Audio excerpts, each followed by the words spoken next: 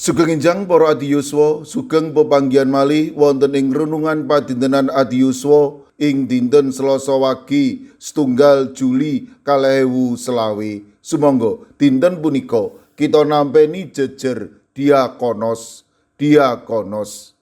Para adiyuswa, gereja punika patunggilan ingkang nyawiji mitados dhateng Gusti Yesus. Minangka patunggilan ingkang nyawiji, tamtu wonten maneka warni watak wantu warganing gereja. Wonten kakung estri sugih keserakat, tiang pinter cubluk, makarya nganggur, sepuh anem, waras sakit lan sak piturutipun. Karna patunggilan ingkang nyawiji, gereja mboten namung mucalaken pangandikanipun Gusti, nanging ugi mberek pasamuan amrih sangkul sinangkul ing bot repot. Mboten maiben lajeng tumus para diaken ingkang nengenaken lelados kangge tiyang ingkang keserakat ingkang asring ugi sinebat rawatan diakonia. Saksamunipun Gusti Yesus ndlajahi karang padisan lan kitha-kitha ing tlatah Galilea, panjenenganipun ningali bilih masyarakatipun kados dene mindha kecalan pangen. Bab punika ketingal ing Matius 9 ayat 36. Mirsa wong akeh iku trenyuh banget penggalihe marga saka welas, awit wong-wong mau padha katon sayah lan ora kopen kaya wedhus kang ora ana pangoni. Mila sampun wonten pangen inggih menika para pangarsaning agami lan pangarsaning masyarakat. Ewa semanten boten saged paring pangayom lan ngloho paring tetedan sarta kalegan. Milanipun Gusti Yesus mberek amrih para sekabat lan tiyang pitados tansah migatosaken welas asih lan paring pitulung. Malah kepara purun dados pangen satuhu ingkang kebak raos welas asih lan pitulungan. Para adiyuswa, ing tata gesanging gereja kita tinimbalan amrih welas asih migatosaken ingkang kalirwakaken, ingkang betah pitulungan, ingkang kekirangan. Milanipun ing gereja lajeng tumus diaken, diakonos utawi syamas. Diaken saking tembung diakonos ingkang ngemu teges ngladosi tiang sanes. Kanthi mekaten nyata sanget bilih ayanipun diakonos migatosaken lan mitulungi pasamuan dalasan masyarakat ing babagan kajasmanen ingkang betahaken pitulungan.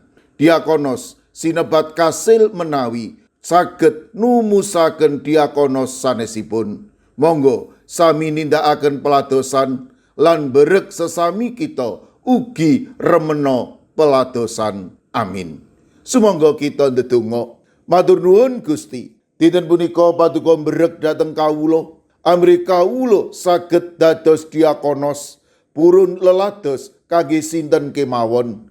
Malah kepara lumantar peladosan kawula kathah tiyang ingkang ugi kaladosan lan ugi purun dados pelados. Kawula pasrahaken para adiyuswa dalasan anak putu kawula ing pundiya kemawon. Monggo paduka ingkang berek matemah sedayanipun menika tansah purun lelados kangge sinten kemawon. Lan kawula pitados paduka ingkang reksa, paduka ugi ingkang tansah paring berkah. Kawula pasrahaken dhateng sawetawis sirek kawula ingkang nembe nandhang sakit. Kawula pitados menawi paduka ugi saged ginakaken sinten lan menapa kemawon amrih sirek kawula menika enggal nampi wetahing kesarasan.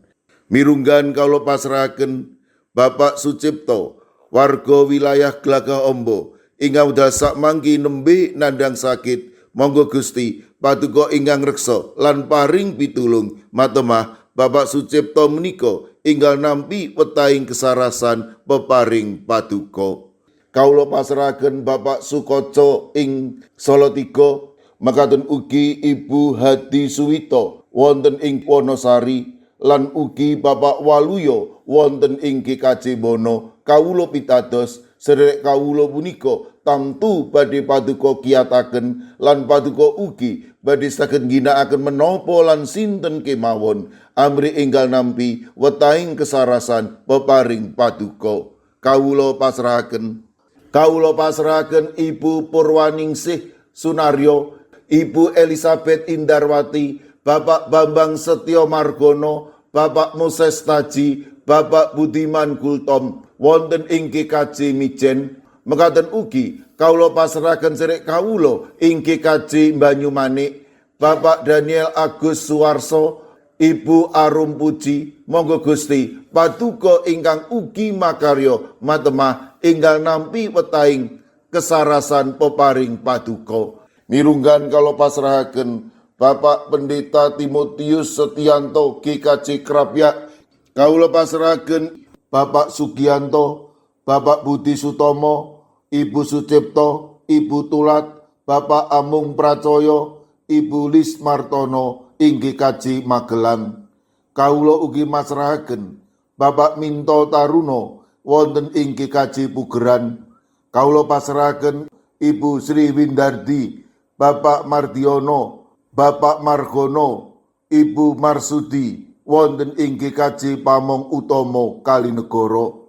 Kawula pasrahaken sedherek kawula ing GKJ Immanuel Sulu, Ibu Helmi Suprapto, Ibu Tugiani Sunarto lan Ibu Tati. Mekaten ugi kawula pasrahaken Ibu Tati ing GKJ Ngablak, Ibu Yuli Luther Harifa. Kawula pasrahaken ing GKJ Mono, Ibu Sapar, Ibu Priyati, Ibu Syih Mirah. Kawula pasrahaken Ibu Wiryo Sumarto lan Pendeta Ibnu Prabowo ing GKJ Telpok.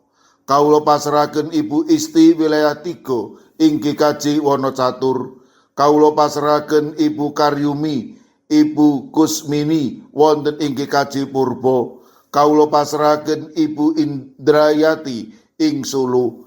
Kawula pasrahaken sedherek kawula ing GKJ Tropodo Sidoarjo, Ibu Sriti Astuti. Kawula pasrahaken Ibu Lini Sutopo ing GKJ Semarang Barat.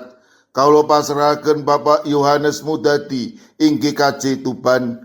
Ing GKJ Trangkil kawula pasrahaken Ibu Nani Cahyono, Bapak Karyo, Bapak Ibu Toyo lan Ibu Ngatini. Kawula pasrahaken Ibu Lasiem ing Blok 6 GKJ Gondang Winangun. Kawula pasrahaken sedherek kawula ing GKJ Wonosobo, Bapak Lazarus Samijan, Bapak Yusuf Sunaryo, Ibu Endang Sarjono. Kawula pasrahaken Eyang Sarwito ing GKJ Ngalian. Kawula pasrahaken Ibu Wahyono ing GKJ Plengkung, Ibu Sunarti ing GKJ Salaman. Kawula pasrahaken Ibu Apri ing GKJ Canden, Bapak Jatmiko ing Denpasar, Ibu Warsi ing Kemenjing. Kawula pasrahaken sedherek kawula ing GKJ Ungaran, Ibu Sugito, Bapak Sembiring, Ibu Suresno, Ibu Munarti, Bapak Ibu Tugiman. Kawula pasrahaken sedherek kawula ing GKJ Sragen, Bapak Warsito Riyadi, Ibu Sumiati, Bapak Suyanto. Kawula pasrahaken Bapak Chandra Deni Saputro.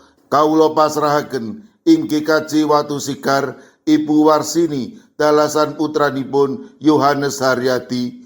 Kawula pasrahaken sedherek kawula ing Tanon, Bapak Suhadi. Mekaten ugi kawula pasrahaken sinten kemawon ingkang wedhasak mangke nembe nandhang sakit, kawula pitados menawi paduka badhe ngreksa lan paring pitulung. Matemah sedherek kawula menika pikantuk kesarasan ingkang wetah. Kawula pasrahaken pasambat pandonga kawula wonten ing asma paduka Gusti kawula Yesus Kristus. Amin. Sumangga para adiyuswa kita tutup pepanggihan kita renungan padintenan adiyuswa sinarengan ngrepekaken kidung. Sumangga.